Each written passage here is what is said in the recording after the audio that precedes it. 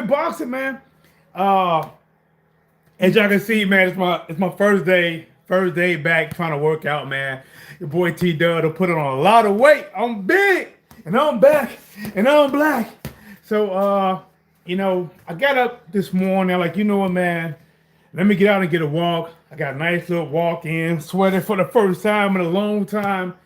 Watched the fight last night, man, between Parker and Wardley. We're gonna talk about that, man. And while we talk about it, your boy T Dub, listen. I put this bag in my in my basement, my unfinished basement, a while ago, and man, my bad. I think my bad thing I divorced it because I don't hit it no more. But like I said, you know what, man? I'm tired of being fat, tired of being out of shape. So I get walking. So I'm like, I'm gonna go live and talk a little bit boxing. You know what I'm saying? Hit him. You know what I'm saying? Talk a little bit boxing, box a little bit, hit the bag a little bit, and talk about the fight between Joseph Parker and Wardley. My thoughts. Was it an early stoppage? Was it? Was the referee? What was he thinking? And to be honest, I haven't fully came to that conclusion yet. But listen, I'm gonna give you my thoughts. Comment below. Let me know, guys. And we are so close to 10,000 subscribers. Let's do it. Go ahead, subscribe to the channel, man. Show love to your boy T Whatsblazing Sports. That's what we here for. We're gonna get it, man. While I talk about Joseph Parker and Wardley, give you guys a couple tips, man. Here's the tip. One of the most important punches you can learn in boxing is the jab. You know what I'm saying? Simple jab, simple jab. One of the most important punches that you can learn in boxing is that jab. And what's so special about that jab is that you can do it in so many ways, right? You can push off the back foot, boom, come forward. You can just kind of lift up the front foot, stay in one spot, boom, right there. You know what I'm saying? You can flick it, you know what I'm saying? Use it to distract a little bit, shoot it. So many things you can do with that jab. But let's get back and let's see how long I can keep my breath. Listen, I told you guys, I have not hit this bag, and I don't know when. This bag just been hanging up here collecting dust. I'm like, man, T-Dub, you got a bag, man. Listen, just go down there and hit it. Just hit it. I'm like, all right, whatever. Talking to myself because I'm crazy like that. Go on and hit the bag. So, hey, what up with the champ? So I see you. Yeah, hey, man, listen, bro. I'm like, listen, bro. I'm going to talk this boxing. I'm gonna kind of jump stories. I didn't really have a plan, but today was the first day that I got back to even getting the workout mindset. You know what I'm saying? So I did some walking. It started raining. I'm in Missouri. It started raining. So I'm like, you know what? I'm gonna come back home. You know what I'm saying? Hit this bag a little bit. I ain't hit. Hey, my technique might be off. I ain't did it in a long time, but we're gonna talk this boxing. We're gonna talk this boxing too. Now, let's talk about Joseph Parker and Wardley. Now, listen. I saw Joseph Parker versus Wardley.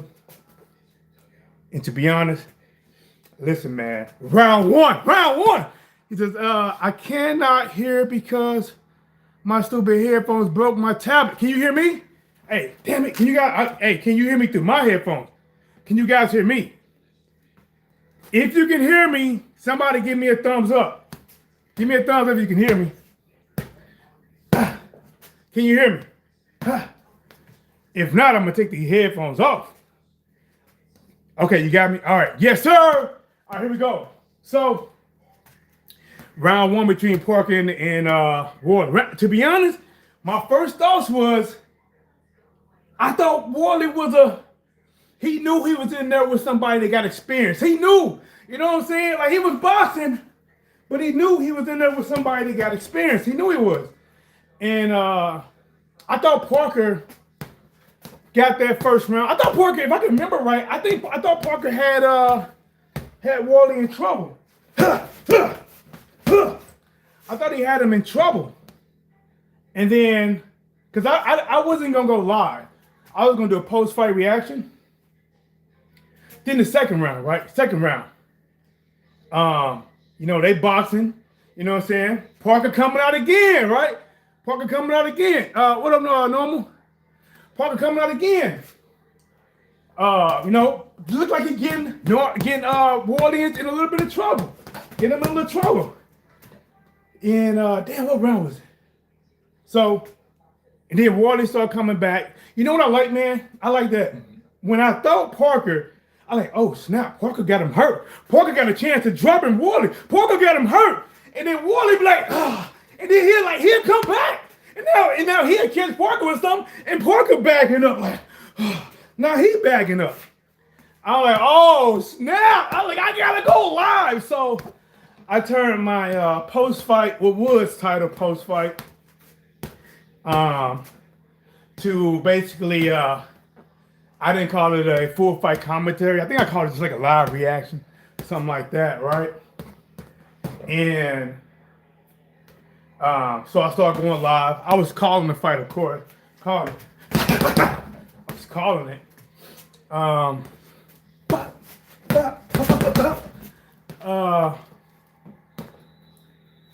But let's get to the point. In the 11th round.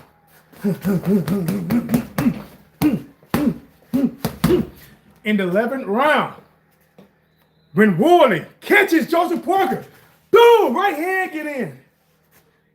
You know, Parker goes back to the ropes to the left, right? And Wardley, ha. Now, a lot of these shots wasn't clean. Most of them wasn't clean. But you had about, I don't know, I'm guessing, let's say around 30 seconds of very little output from Joseph Parker. Very little output. And Wardley was just like, And I remember, they all wouldn't get through. It all wouldn't get through. He trying, Parker making adjustments, rolling with him. Like, to be honest, I think in that situation, outside of maybe throwing a little bit more, I thought Parker did what Parker could do. I said the only thing he could have done more was actually throw a little more punches. Now, was it an early stoppage? Personal, that's honestly, I don't know. I can see the ref, but see, here's what I don't understand, right? It would not be a question if Wardley had dropped Parker already. He dropped him. Parker got up, and then Wardley went to hit him. What up, ZZ? What up with it? Hey, I appreciate that. He said, keep up the good work, man. I'm trying, bro. I'm trying, man. It's been a while, man. It's been a while, man. It's been a while. My first day in the bag in a minute, man. And I'm doing it on camera. So you don't judge me, all right? Don't judge me. I ain't hit no bag in a long time. I ain't touched this bag. It's been a long time since I cracked the neck. It's been a long time since I'm making up the shit. All right, let's get back to it. If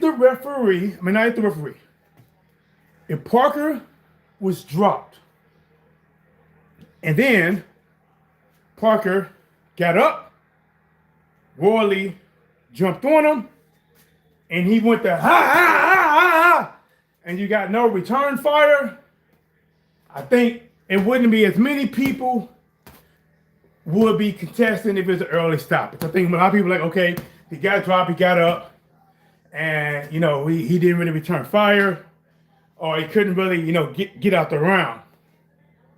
But since he did not get dropped, and yes, he was buzzed, and no, he didn't get hit by that many shots after he got buzzed. He did a really good job of, trying to move and slip. He did a good job, but he didn't really return fire. I just don't understand, why don't they at least do a standing 8? You know what I'm saying? I don't get it. why does it go all the way to I gotta actually completely stop the fight? You know what I mean? Now, if somebody was on the ropes and they get hit like this here, right? I mean, they get hit like that over and over and over. They get hit like that, and all they do is this, and they ain't been knocked down yet. Stop the fight. This motherfucker about to die, my nigga. Stop the fight. But Parker wasn't getting hit with, he wasn't getting hit like that. You know what I mean? So, like I said, me personally, what I would like to see is, especially if no one's been knocked down and had to get up and had to beat an 8 count, and then get back to fighting and not going to get beat up. If they haven't went through that, man, I mean, get back to the standing 8s, or something. Get back to, if the guy ain't been knocked down, and you see, yeah, he getting hit every now and then, but he's still aware to roll shot. Remember, Wardley not missing because he's missing. Joseph Parker, I mean, he's tired because when Wardley laying like before the stoppage, he got a right hand in, boom. Parker kind of backed up, like, dropped his hands a little bit. You know what I'm saying? He didn't throw. Then Wardley started throwing, and Parker, just made that miss. Just roll that, Then he comes back, and Ref jumps in and stops it. But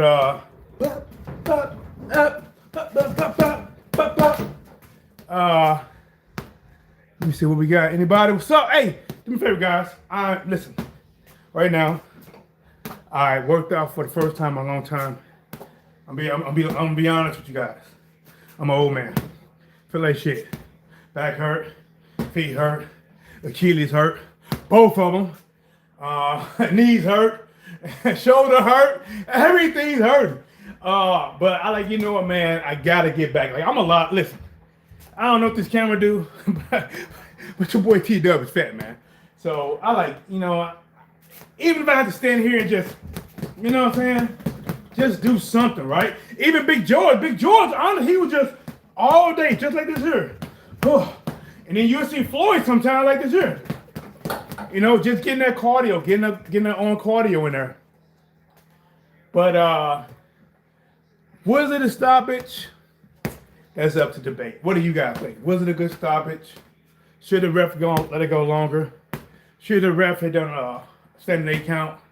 To be honest, I think any of those things could happen, especially when that type of fight leads to a fight with Usyk next. I definitely think, when you're in that position, you got to understand as a ref, when you stop this fight, you're truly, derailing, or, it's just a lot more at stake. You know what I mean? It's a lot more at stake, and I really think that they should probably start talking to refs a little bit more to evaluate those type of situations. Like I said, like, hey man, if nobody's been knocked down, and the guy that looks like he's losing at this time, if he's still aware to be slipping and catching punches, he's still aware.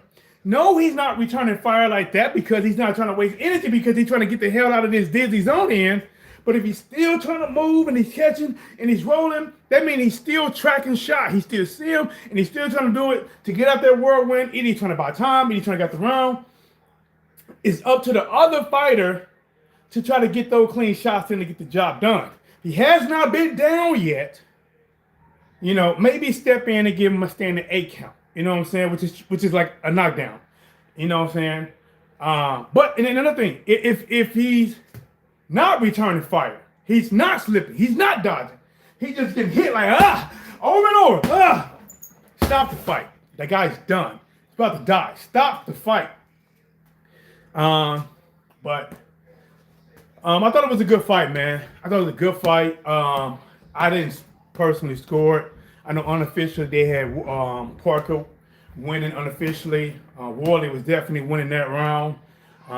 If they'd have did what I thought they should do was a standing 8 count, and let's say Parker would have survived it, that could have made the fight, almost a 50-50 type of fight, who was going to win. But now, like I said, man, it is what it is. It's in the record books. Now, Wardley is like, Usyk. You know what I'm saying? And I gotta be honest, man. I gotta be honest. It can change, but as of right now, I don't know if, from what I've seen, Wardley can beat Usyk. To be honest, even from what I've seen from Parker in the fight, I don't think that Parker would have beat Usyk. You know what I'm saying? Usyk can change, get old overnight, but I'm not even sure that version of Parker, even if he won that fight, I don't know if I would have picked him to beat Usyk. I don't know. I don't know who can beat Usyk right now. You know what I'm saying? Yes, he can be beat, and honestly, it could be by somebody that we're looking past. You know what I'm saying? We think, oh man, Usyk way talented, that guy, but you never know, man. Styles makes fights, and anything can happen. But besides that, man, listen, we got some bangers in boxing. We coming up. We got some bangers. We got David Benavidez versus Anthony York. Let's go. Let's go. Let's go. You know what I'm saying? Then on that same court, we have Devin Haney versus Norman Jr. Let's go. Come on, baby. Let's go. Let's go, man. Woo. Hey, if you don't know, I am going to be live that night, calling Full Fight Live commentary. We are back. Let's go. Hit that like, subscribe to the channel, guys. Sharing is caring. Going live. Hoping you guys subscribe. We got 9,950 subscribers. I'm working, listen, guys, I'm working hard. I'm sweating for that 10,000. I'm sweating, man. I'm sweating trying to get 10,000. Come on. Be part of the growth, man. Be part of the growth. Here's a fight that I haven't thought about much, but it's a damn good fight. Norman Jr. versus Devin Haney. Listen, that's a damn good fight. Like, Norman Jr. is not just a power puncher. The dude can box. Now, he's not fleet on his feet, but he can box. Or at least he has shown that's his style. Devin Haney is more of a boxer. He's here.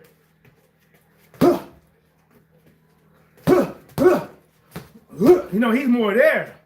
Timing, catching, you know what I'm saying? I think people still looking for a better performance out of Devin Haney since he fought I can't think who they got he fought. Was it Jose Ramirez? You know, he left a bad taste in a lot of people's mouth, man. He left a bad taste in a lot of people's mouth with that performance.